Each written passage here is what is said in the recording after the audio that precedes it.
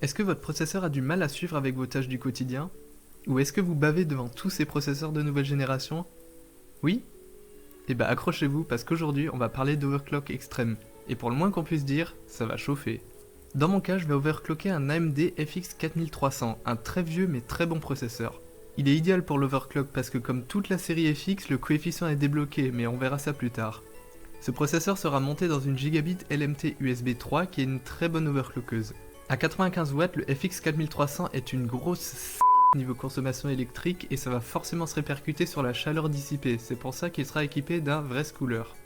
Le benchmark se fera avec Passmark et User Benchmark. À 3,8 GHz, sa fréquence d'origine, on obtient 4980. Sans surprise, on est dans la moyenne des performances de ce processeur. Et il nous a fait un pic à 42,8 degrés. Vu que les composants d'un PC ne fonctionnent pas à la même vitesse, tous les composants d'un PC se basent sur une seule fréquence d'horloge commune qui va donner le tempo et ensuite chaque composant a son coefficient multiplicateur, c'est-à-dire un multiple de la fréquence d'horloge. Si on fait le calcul ici, on prend la clock frequency de 200 MHz et on multiplie par le coefficient du processeur qui est de 19. Ça nous fait effectivement 3,8 GHz. Ce qui va nous intéresser, c'est la fréquence d'horloge, comme ça on ne fait pas qu'uniquement overclocker le processeur mais aussi tout le PC.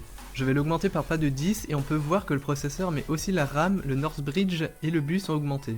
À 3990 MHz, on passe à un score de 5251. Et dans la moyenne de performance du processeur, on voit qu'on a fait un bond vraiment pas négligeable. Bon bah on continue. À 4,3 GHz, on a 5717. À 4,6 GHz, on a 6051. À 4,7 GHz, on a... Oh bah merde, le PC démarre plus. Et oui, il arrive à un point où trop c'est trop, le PC n'arrive plus à gérer cette fréquence de base et il va réinitialiser ses paramètres de fréquence pour qu'il réussisse à démarrer. Donc maintenant on va remettre la dernière fréquence qui a fonctionné et on va augmenter le coefficient du processeur. Et ouais, c'est pas parce que certains composants n'arrivent plus à gérer une certaine fréquence que le processeur, lui, ne peut plus augmenter. Surtout qu'il est fait pour monter beaucoup plus en fréquence que ses congénères.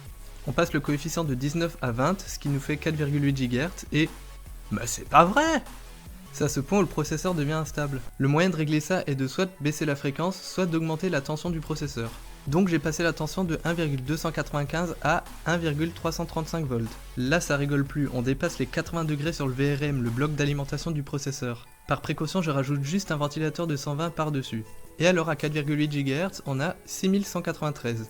À 4,9 GHz, le PC refuse de démarrer si le CPU n'a pas au moins 1,395 volts. À ce point, avec 6256, on est dans le top 1% des FX 4300. 99% de tous les FX 4300 ont des performances inférieures aux nôtres. Bon bah on va quand même tenter de dépasser les 5 GHz. 1,455 volts à 5 GHz, même la carte mère dit que ça devient suicidaire.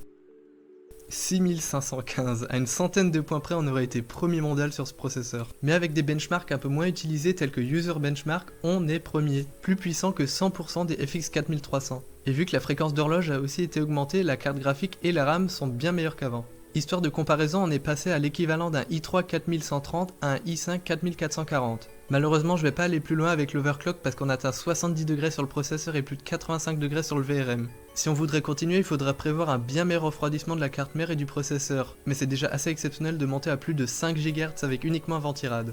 C'est tout pour cette vidéo, allez, ciao!